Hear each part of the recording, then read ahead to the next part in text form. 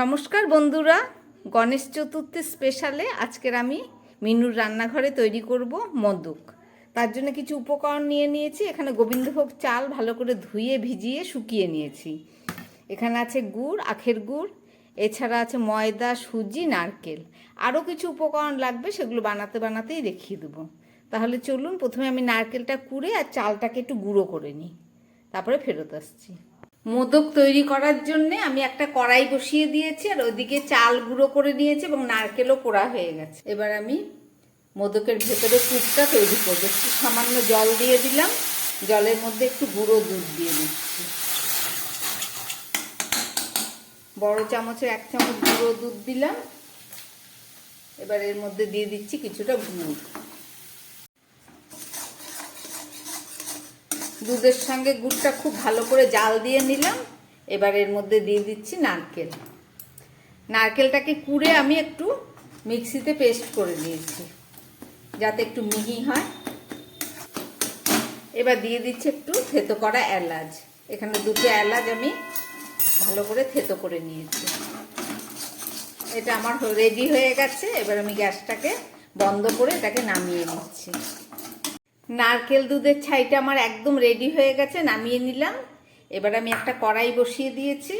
কড়াইটা গরম হয়ে গেছে, এটার মধ্যে একটু ঘি দিয়ে দিলাম 1 চামচ মতো। ঘিয়ের মধ্যে আমি দিয়ে দিচ্ছি 1 পোয়া মতো দুধ। দুধটা ফুটে উঠেছে। এবার আমি দিয়ে দিচ্ছি গোবিন্দভোগ চালের গুঁড়োটা।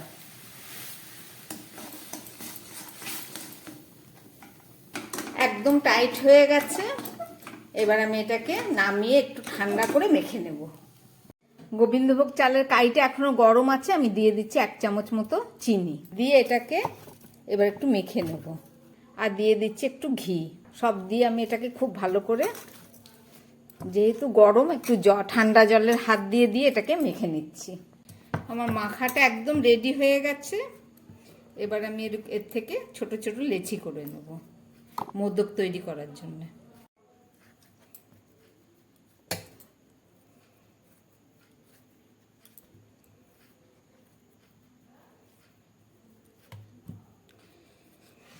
এগুলো বানানো হয়ে গেল। এবার এই নারকেলের পুরটা দিয়ে আমি এরকম ছোট ছোট করে কিছু বানিয়ে নেব। তাহলে তৈরি করতে খুব তাড়াতাড়ি এবং সুবিধা হবে। সমস্ত শেপগুলো আমি করে নিলাম। এবার হাতের মধ্যে একটু সামান্য ময়দা দিয়ে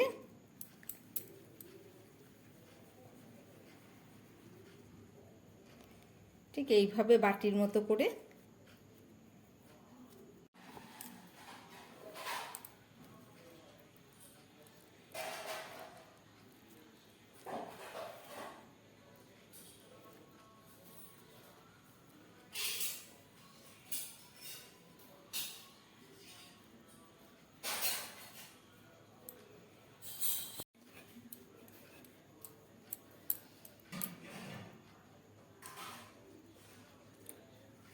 আমি একটা ছুরি নিয়ে নিলাম, দেখি এটা দিয়ে কেমন হয়।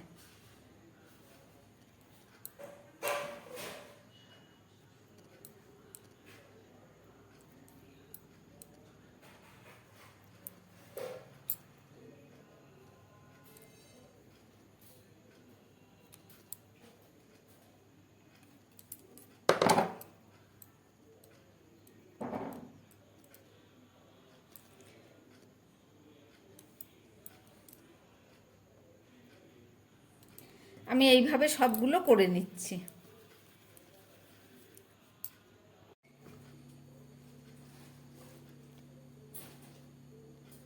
মোদকগুলো একদম বানিয়ে রেডি করে নিলাম। চলুন এবার এগুলোকে ভাপে একটু সিদ্ধ করে নেব।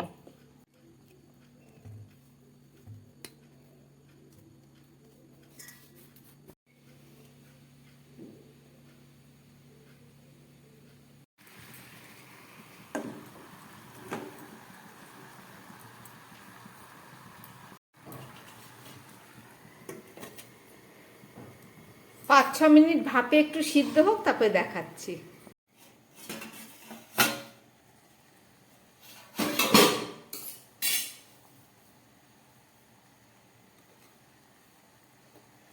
এখানে কিছুটা ড্রাই ফ্রুট, এটা আমন্ডস বাদাম দিয়েছিলাম, সেগুলো পাতলা করে কেটে নিয়েছি, আমি একটু করে দিয়ে দিচ্ছি।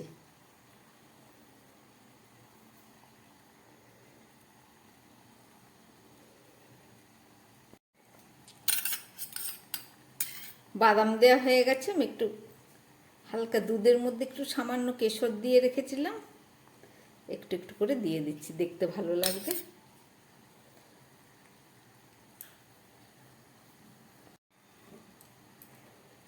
মোদকগুলো পুরো ভাপে সিদ্ধ হয়ে গেছে। আমি এবার গ্যাস বন্ধ করে আরও 2 মিনিট একটু ঢাকা দিয়ে রাখি, তারপরে ফেরত এসে দেখাচ্ছি। চতুর্থীর গণেশ পুজো উপলক্ষে ঘরে বানালাম মোদক, আপনারা দেখলেন, আশা করি আপনাদের ভালো লেগেছে। এভাবে চাইলে আপনারাও বাড়িতে বানাতে পারেন পুজোর জন্যে। নমস্কার, সবাই সুস্থ থাকবেন, ভালো থাকবেন।